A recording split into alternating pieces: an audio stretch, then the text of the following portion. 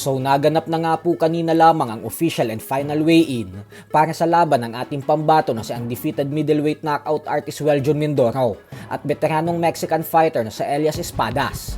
Wala pong naging problema ang dalawa sa pagkuha ng tamang timbang dahil tumimbang si Mindoro ng 162.6 pounds habang si Espadas naman ay 162.4 pounds. Kaya naman dahil dyan ay tuloy na ang kanilang sagupaan bukas sa Amerika.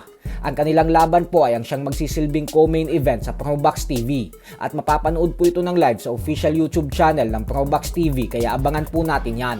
Mga alas 10 siguro ng umaga yan sa Pilipinas magsisimula. Sa laban na ito ay inaasahan ng lahat na si Mindoro ang mananalo. Gawa ng may napakalinis siyang record na 16 wins with 16 knockouts at walang talo. Kumpara kay Espadas na may 23 wins with 16 knockouts and 8 losses. Pero syempre hindi pa rin po ito pwedeng maliitin ni Mindoro dahil madami na itong karanasan at experience kontra sa mga dekalibreng boksingero. Lalo pat minsan niya na ding nakalaban ang current undefeated unified junior middleweight world champion na si Sander Sayas kung saan natalo din siya via technical knockout. Sa kabilang banda naman mga idol ay ilang oras na nga lamang po at magaganap na ang official and final weigh-in ng ating pambato na si Angas ng Pinas General Casimero at ng Mexican former 2 division champion Luis Neri. At talaga namang sinigurado na ng kampo ni Casimero na wala itong magiging problema sa pagkuha ng tamang timbang dahil makikita natin ito sa live kahapon ng kanyang kapatid na si Coach Jason na kumakain pa siya. Isang patunay lamang na kumpiyansa itong hindi magkakaroon ng problema sa pagkuha ng 124 pound catch weight limit mamaya.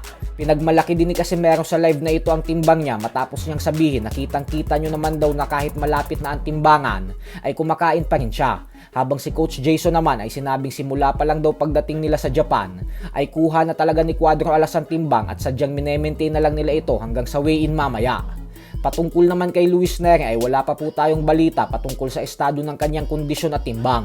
Pero kapag ang isa po sa kanilang dalawa ay pumalya sa timbangan at mag-overweight, ay paniguradong papatawan na naman ng suspension ng Japan Boxing Commission at mapipilitang gumamit ng makapal na gloves, magmumulta at magkakaroon ng rehydration clause para lamang matuloy ang laban at huwag itong makansela.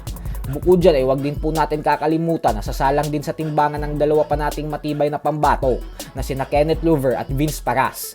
Ang bibigat din po ng mga laban nila kaya suportahan at ipagdasal din po natin ang kanilang mga tagumpay. Samantala, tila tuluyan na nga pong naging balimbing ang Matchroom Boxing promoter na si Eddie Hearn nang dahil sa sama ng loob nito sa ginawang pag-iwan sa kanya ni Conor Ben para pumirma sa Sufa Boxing Promotions ni Dana White. Kung dati po kasi ay sinasabi nitong ina-knockout daw ni Ben si Ryan Garcia, ay kabaliktaran na ang naging pahayag nito ngayon.